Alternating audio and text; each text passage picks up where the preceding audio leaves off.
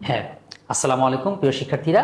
তো ব্যাকরণের শব্দ শ্রেণীর একেবারে অত্যন্ত গুরুত্বপূর্ণ একটি ক্লাসে তোমাদের স্বাগতম। এটা আমরা কি জন্য গুরুত্বপূর্ণ দেখলে বুঝতে পারছো। এটা হচ্ছে আমরা দ্বিতীয় স্টেপে আছি। প্রথম স্টেপ বেসিক, সেটা আমরা পড়ে ফেলেছি। এটা হচ্ছে সেকেন্ড স্টেপ, অর্থাৎ বিগত এইচএসসি বোর্ডে যে প্রশ্নগুলো আসছে সেগুলো সমাধান করব। কারণ এইচএসসি হিস্ট্রির মাত্রই তোমরা জানো, তোমাদের পড়ার জন্য আসলে কিছুই না, বিগত বোর্ড প্রশ্ন সমাধান করতে পারলেই তুমি শতভাগ নির্ভর থাকতে পারো। তাহলে আমরা বোর্ড প্রশ্ন সমাধান করব। এখন এখানে যে বোর্ড প্রশ্নগুলো আছে, বিশেষ করে বর্ণনামূলক যে বোর্ড প্রশ্নগুলো আছে, সেখান থেকে তোমার যে আমি সাজেশন দিই, তোমাকে আমি একটা কথাই বলবো, তুমি একটা সাজেশন খালি পড়ো, একটা শব্দ খালি পড়ো, সেটা হচ্ছে এইটা। ব্যাকরণ সদস্য বলতে কি বুঝো, কত প্রকারে কি কি। এখানে যদি কমন আসলে আসে, না হলে তুমি এই প্রশ্নের উত্তর দিতেই যাও না, ঠিক আছে? অর্থাৎ এই ব্যাকরণিক শব্দ শ্রেণী থেকে আলোচনার বর্ণনামূলক দিতে যাও না, তুমি খ দিও, খ তাও অনেক ইজি। 5টা শব্দ লিখতে পারলেই 5-এ 5 পেয়ে যাচ্ছ। এখানে অনেক কিছু লিখতে হবে, কিন্তু যদি তারপর কমন ফেলতে চাও যে না আমি খতে যদি না পাই, বা আমি এত কম সময়ের মধ্যে আসি, পরীক্ষা কালকে, অথচ আমি এখন মধ্যে ব্যাকরণ শব্দ শ্রেণী কিচ্ছু জানি না, তাদেরকে বলবো এটাই পড়ে নেও। কমন আসলে আসছে, তুমি এমনি ফেল করছো সেমনি ফেল করছো, এটা থেকে কমন আসার সম্ভাবনা বেশি, এটা পড়ে ফেলতে পারো।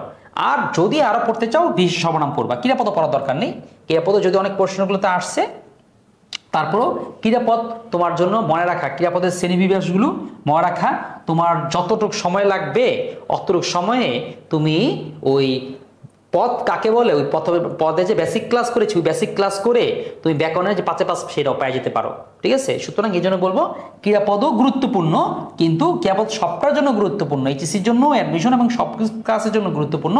অনেক অনেক প্রশ্ন এসেছেও বটে, কিন্তু তারপরেও এত জটিল যে তুমি এটা পড়ে ধরে নিতে পারবা না। তো যাক, আমাদের এই ভিডিও ক্লাস দেখার মাধ্যমে তোমার আসলে এই উপকারটা হয়ে গেল, তুমি কোনটা সে কত প্রাধান্য দিয়ে পড়বা। আবারও বলছি, এইটা মাস্ট পড়বা, এটা যারা খ দিবে তারাও পড়বা, যারা ক দিবে তারাও পড়বা। এটা পড়ে তুমি একটু এই রিস্ক মুক্ত থাকবা। তারপর হচ্ছে এই দুইটা হচ্ছে যে খ দিবা না, কিন্তু ক দিয়ে তোমার ভাড়া কাটতে হবে, তারা হচ্ছে এই দুইটা পড়বা।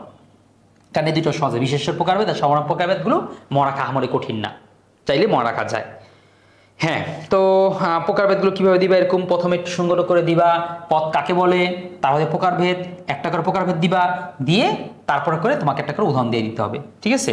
এটা আলোচনা করা কিছু নেই, এটা পড়ার বিষয়, এটা পড়ে নিবা, পড়ে মুখস্থ করবা, খাতায় লিখবা, লিখে আবার দেখবা তুমি পারছো কিনা। কারণ এমনি পড়ে পড়ে মনে হবে কি আমি পারি, পরীক্ষা হলে গিয়ে ঠিক 8 প্রকার লিখতে পারলা না, 5 প্রকার 6 প্রকার আটকে গেলা, তখন কিন্তু সমস্যা হবে। এই জন্য লিখে প্র্যাকটিস করে তারপরে পড়ে নিবা। এরপর আসো খ। খতে কি হবে? খতে হচ্ছে নির্ণয়মূলক। নির্ণয়মূলকের কি দাঁড়াচ্ছে? নির্ণয়মূলকের মধ্যে তোমাকে দেখতে হবে নির্মূলে যে কোনো পাশি শব্দে ব্যাকরণিক শব্দ শ্রেণী নির্দেশ করো, ঠিক আছে?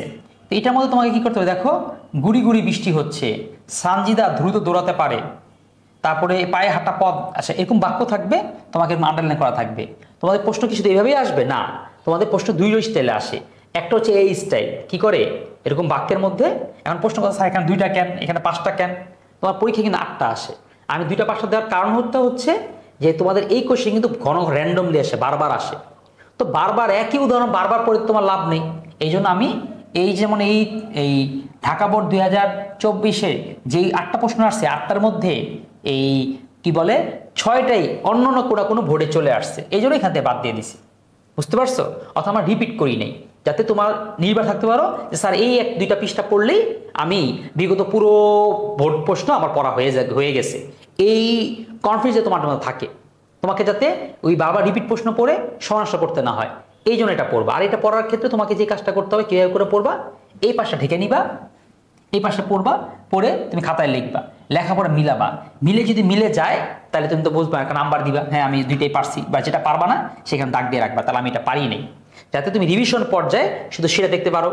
কিংবা তোমার সামনে আমাদের অফলাইনে আছে, কিংবা আমাদের যদি লাইভ ক্লাস করো সেই ক্লাসে তুমি, বা জুম ক্লাস করো সেই ক্লাসে তুমি যাতে প্রশ্ন করতে পারো, ঠিক আছে? আমাদের সার্ভিসটা কিন্তু অত্যন্ত চমৎকার, মানে তোমাকে ভিডিও ক্লাসের মধ্যে একটু তৈরি করে দেওয়া, তারপর লাইভ ক্লাস বা জুম ক্লাসে সমাধান করে দেওয়া, অফলাইন ক্লাসে একদম হাতে কলমে শিখিয়ে দেওয়া। তো বাংলা ব্যাকরণের জন্য একেবারে একটা মানে শ্রেষ্ঠ বা সেরা কোর্স, বা আবার দেখো বইও তো আছে, ঠিক আছে? তাহলে এটা তোমরা এভাবে করে পড়বা। এর স্টাইলের বাইরেও কিন্তু একটা স্টাইলের প্রশ্ন আসে, সেটা কোন স্টাইল? সেটা কিন্তু নির্দিষ্ট কিছু এই একটা নির্দিষ্ট জিনিস ইঙ্গিত করতে বলে। এখানে যেমন তোমাকে কি বলছে, যেখানে আন্ডারলাইন করে দিবে সেটা কোন পদ তোমাকে সেটাই বলতে হবে, ঠিক আছে? কিন্তু এখানে যেটা আছে সেটা কিন্তু একটা প্যাসেজ আকার দিবে। তার মানে আমাকে বাক্য আকার দিতে পারে, প্যাসেজ আকারও প্রশ্ন আসতে পারে, দুইটাই তোমার আসতে পারে। তোমাকে প্রিপারেশন দুইটার জন্য রাখতে হবে। এখানে দেখছো প্যাসেজ আকারে প্রশ্ন আসছে। তো প্যাসেজ আকারের কথা একটু উল্লেখ করি, যেমন এখানে কি বলছে, নিচে অনুষ্ঠিত থেকে 5টি বিশেষণ পদ নির্বাচন করো। তো 5টা নির্বাচন করতে পারলে হয়েছে, কিন্তু এখানে আছে কয়টা, 1টা 2টা 3টা 4টা 5টা 6টা 7টা 8টা 9টা। তার মানে এই প্রশ্নের মধ্যে 9টা বিশেষণ তোমাকে দিছে, কি তোমাকে মাত্র কি 5টা বাইক করতে পারলে তোমাকে নাম্বার 5 দিয়ে দিচ্ছে। তাহলে কত ইজি না এটা? তাহলে আমরা কেন পারবো না? সুতরাং এইগুলো আসলে পারতে হবে। উত্তর কিভাবে করতে হবে সেটা আমরা একদম প্রথম পৃষ্ঠা দিয়ে দিছি, সেটা দেখে দেখে শিখবা, দেখবা। তো এইটাকেও কি করবা, নিচের লাইনগুলো দেখে উত্তর না ঢেকে উত্তর করবা, উত্তর করে দাগদা দাগদা দেখবা, তারপর মিলাবা। যদি মিলে যায় যে না আমি তুমি শব্দ বিষয় বুঝতে পারছো, হঠাৎ করে তুমি ধর একটা শব্দ দাগ দিছো যে নিচে কোনটি 5টি বিশেষণ পদ, তুমি দিগন্ত দাগ দিছো, কিন্তু এখান থেকে দিগন্ত নাই, তার মানে দিগন্ত বিশেষণ না। এখন তুমি বুঝতেছো না দিগন্ত কেন বিশেষণ না, তাইলে একটা প্রশ্ন চিহ্ন দিয়ে রাখবা, যাতে শিক্ষকেরকে কিংবা আমাদের যে এই কি বলা যায় ওই যে হোয়াটসঅ্যাপ গ্রুপ রয়েছে বা আমাদের কি বলে ফেসবুক গ্রুপ রয়েছে, সেই গ্রুপগুলোতে তুমি তোমার প্রবলেমটা দিয়ে রাখতে পারো, যে এটা আমি তো দিলাম কিন্তু এটা তো হইলো না, এটা তাহলে কি হবে। তাহলে অন্যরা তোমাকে সহায়তা করে এটা ক্লিয়ার করে দিবে। এখন খেয়াল করছো যে এই যে প্যাসেজ থেকে যেগুলো আসে এগুলোর মধ্যে বিশেষণ বিশেষণ, নিচের কোনটি বিশেষণ, বিশেষণ বিশেষণ বিশেষণ বিশেষণ বিশেষণ বিশেষ, দেখো এই আমাদের কোয়েশ্চেন মোট কয়টা কোয়েশ্চেন আছে, এই যে এখানে হচ্ছে 16টা, 16টার মধ্যে 9টা কোয়েশ্চেনই কি বিশেষণ থেকে আসছে, 8টা কোয়েশ্চেন বিশেষণ থেকে আসছে, মানে 8টা অর্ধেক বিশেষণ।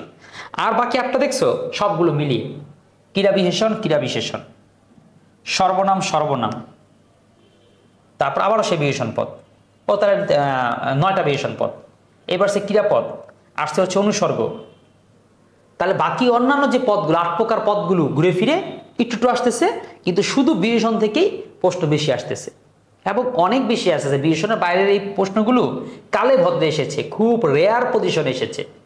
তাই সুতরাং আমরা বিশেষণকে খুব বেশি প্রাধান্য দিব, আর বাকিগুলোকে ছেড়ে দিও না। যারা শর্ট প্রিপারেশন নিতে চাও তারা শুধু বিশেষণটা পড়ে ফেলবা, আর যারা টাইট প্রিপারেশন নিতে চাও, আমি বিশেষণ তো পারি, এটা আমাকে আর কি করাবো, সে বাকিগুলো অনুসর্গ তারপর হচ্ছে যেগুলো আছে সেগুলো পড়ে নিবা। এই প্রশ্ন কৌশল অনুশীলন, ঠিক আছে। আমরা এই কৌশল অনুশীলন এবং 5বার নিশ্চিতকরণ আরেকটি ক্লাস করাবো, তোমাদের প্র্যাকটিসটা করাই দিব, বুঝাই দিব কিভাবে করে চিনতে হয়, কিভাবে কি বুঝতে পারছি।